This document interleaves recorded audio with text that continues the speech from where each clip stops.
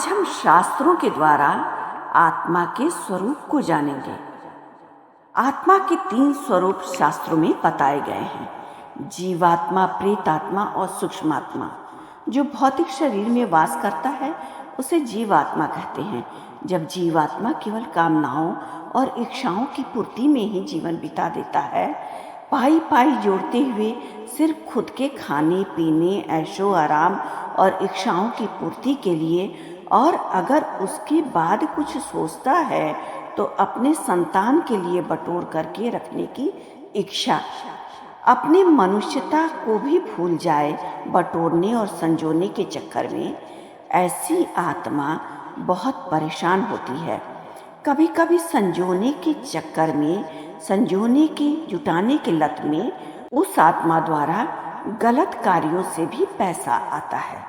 किसी का हक मार करके, किसी का अहित करके, किसी को तकलीफ दे करके, झूठ के द्वारा, छल के द्वारा लिया हुआ प्रॉपर्टी या धन आपके लिए किसी भी तरह से हितकर नहीं होगा और न ही ये आपके बच्चों के लिए लाभदायक होगा।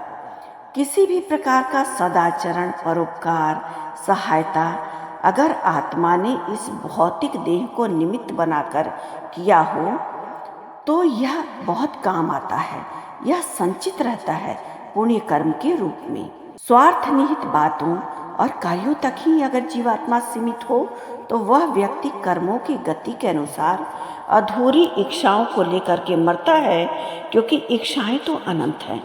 जो व्यक्ति मनुष्य जीवन में बस मैं और मेरा तक ही सीमित हो तो वह आगे मरणोपरांत प्रेतात्मा होता है। जो आत्मा मरने के बाद अपनी कर्म की गति पाने के लिए यमराज के साथ चलता है वह सूक्ष्म आत्मा होता है।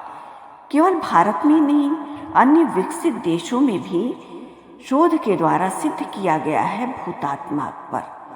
इसको माना गया है। यहाँ पर हम ज्योतिष शास्त्र की बात अगर करें तो ज्योतिष शास्त्र में भी इस संदर्भ में बताया गया है राहु ग्रह की कुछ विशेष स्थिति कुंडली में, जिसको देख करके पता चल सकता है कि यह आत्मा पूर्व जन्म में क्या भोग करके आया है और उसे अपने प्रारब्ध के रूप में इस जीवन में क्या भुगतने के लिए मिला है। राहु और केतु अगर लगन और सप्तम में हो और पाप ग्रहों से दृष्ट हो या युति में हो तो भी ऐसे आत्माओं के बारे में समझा जा सकता है कि यह पूर्व जन्म में किस योनि में था। यह दावा शास्त्र के अनुसार सत्य होता है। भूत तो कोई भी इंसान हो सकता है, बस मरने के बाद अब शरीर नहीं है, आत्मा तो है। हड्डी और मांस का यह शरीर अगर ना हो तो आत्मा भटकता है, वही भूत होता है। धर्माचार्यों के अनुसार जो व्यक्ति पवित्रता का पालन नहीं करता है, ईश्वर की उपासना नहीं करता है, हमेशा पाप कर्म में लिप्त होता है, झूठ बोलता है, झूठ बोलने से उसका शरीर और उसका ऑरा कमजोर हो जाता है। वह व्यक्ति दुष्ट कर्म करते करते निशाचर प्रवृत्ति का हो जाता है। उस पर बुरी आत्माओं का असर जल्दी पड़ने लगता है। राहु कुंडली में विशेष स्थिति में होता है तब उस आत्मा पर बहुत नेगेटिविटी छाई रहती है। जो व्यक्ति भूखा प्यासा, क्रोध, ईर्ष्या, लोभ, मोह और इच्छाओं को लेकर के देह छोड़ता है, या जो व्यक्ति दुर्घटना में अकाल मृत्यु या आत्महत्या करके मरता है, वह प्रेत योनि में जाता है। ऐसे आत्माओं को तृप्त करने के लिए कुल और वंशज द्वारा तर्पण किया जाता है। जो लोग अपने पितरों का श्राद्ध तर्पण नहीं करते, वो आत्माएं उनको परेशान करती हैं। वो आत्माएं जो भटक रही हैं, अगर वंशज द्वारा श्राद्ध और तर्पण होता है तो वह तृप्त होती हैं और उनके वंशज द्वारा किया हुआ सत्कर्म या पुण्य कर्म उनके भी आगे का मार्ग प्रशस्त करता है। जो भौतिक शरीर में आत्मा होती है उसकी उम्र 120 वर्ष की होती है। तभी तो आत्मा जन्म कुंडली में विंशोत्तरी दशा में 120 वर्षों तक का होता है। इसको मनुष्य अपने कर्मों द्वारा मिले हुए व्याधियों से भुगतने के लिए बाध्य होता है, जो आयु बीमारी से या इस जन्म में पाप कर्म करने से क्षीण हो जाती है और मनुष्य की आयु कम हो जाती है। सूक्ष्म शरीर का उम्र तो करोड़ों वर्ष का होता है और आत्मा का कारण शरीर अजर अमर होता है। जब तक कर्मों का चक्र कटे नहीं, करोड़ों वर्ष तक आवागमन का चक्र जारी रहता है। कैसे जाने हम कि हमारे कौन से कर्म ऐसे हैं जिससे हम समझ पाएं कि हमें अगली कौन सी योनि मिलेगी या हमें सद्गति मिलेगी या नहीं।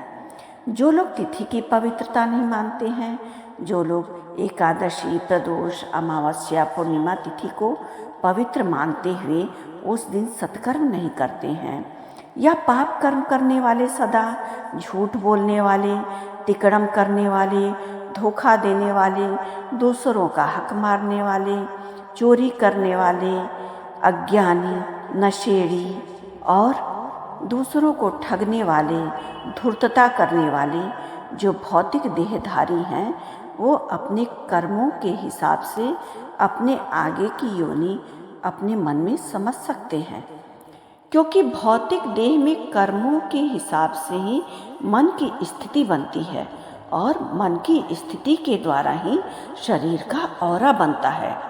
अगर हम हमेशा ईर्ष्या, द्वेष, तिकड़म, चुगली, निंदा करते हैं, झूठ बोलते हैं, तो हमारा ऑरा खराब हो जाता है, कमज़ोर हो जाता है। ऐसा व्यक्ति ऊपर से तो दिखावा में खूब अकड़ता है, लेकिन अंदर से दुष्ट कर्म करते करते वह एकदम खोखला हो जाता है और ऐसी आत्मा पर जल्दी ही प्रेतात्मा भी काबू पा लेती है। फिर हर क्षेत्र में वह आत्मा जो भौतिक देह में होता है वह असफलता ही पाता है। मतलब जो निशाचरी प्रवृत्ति के हैं वह भूत, पिशाच, प्रेत योनि के होते हैं। ज्योतिष शास्त्र के अनुसार जो लोग राक्षस गण के होते हैं उन्हें भूत होने का एहसास तुरंत हो जाता है, क्योंकि अगर उनके आसपास निगेटिविटी हो तो राक्षस गण के लोग बहुत जल्दी उसको समझ लेते हैं। पुरुषों का भूत हिंदू धर्म में गति और कर्म के अनुसार मरने वाले लोगों का विभाजन किया गया है। भूत, प्रेत, पिशाच, कुष्मांडा, ब्रह्म राक्षस, बेताल और क्षेत्रपाल। आयुर्वेद के अनुसार 18 प्रकार के प्रेत होते हैं। भूत तो मरने के बाद का शुरुआती पद है। स्त्री का भूत यदि स्त्री मरते समय प्रसूता हो या गर्भ धारण की हो तो वह मरने के बाद चुड़ैल बनती है। कुंवारी कन्या देवी बनती है। इन सभी भूतों की उत्पत्ति पाप या अकाल मृत्यु या किसी को कष्ट देने, यातना देने, स्वार्थ साधने के लिए किसी को बहुत दर्द पीड़ा देने के कारण होता है। कुछ भूतों में स्पर्श करने की ताकत होती है। जो भूत स्पर्श करने यानी छूने की ताकत रखते हैं वह देहधारी व्यक्ति को अपने होने का एहसास भी करवा देते हैं। इन भूतों की मानसिक स्थिति इतनी बलशाली होती है कि वह किसी कमजोर झूठे व्यक्ति के ऑरा में घुस करके उसकी मानसिक स्थिति को पलट करके उससे अच्छा या बुरा कर्म करवाने के लिए उसे उकसा भी सकते हैं। ठोस शरीर नहीं होने के कारण उन्हें मारने पीटने का असर भी नहीं होता है, लेकिन भूत में सुख दुख अनुभव करने की क्षमता अवश्य होती है। अच्छी मृतात्माओं को मृत्यु पर्यंत पितृलोक मिलता है और बुरी आत्मा जब मरती है तो उसे प्रेत लोक मिलता है। नकारात्मक शक्तियाँ तिलक लगाने वाले लोगों से और हाथ में मौली बांधने वाले लोगों से या गले में रुद्राक्ष पहनने वाले लोगों को भी देख करके भागती हैं। जो व्यक्ति भगवान का नाम लेता है, सत्कर्मी है, उससे निगेटिव शक्तियाँ डरती हैं। यह शोर, उजाला, मंत्र उच्चारण घंटी के स्थान पर, मंदिर में या जहाँ पर शंख बज रहा हो, जहाँ पर शोर हो, वहाँ से भागती हैं। इनको एकांत पसंद होता है, अंधेरा पसंद होता है, सुनसान स्थान पसंद होता है। ये एकांत प्रिय होते हैं। पितृपक्ष में हिंदू लोग अपने पितरों का श्राद्ध और तर्पण करते हैं।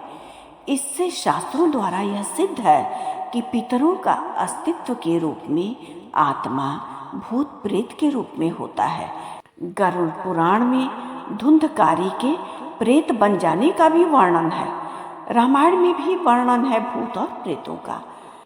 जिन लोगों पर नकारात्मक शक्तियाँ हावी होती हैं, अगर उन लोगों से हम मिलें तो हमें एहसास हो जाता है कि उनके शरीर का जो ऑरा है जो वाइब है वो सही नहीं है।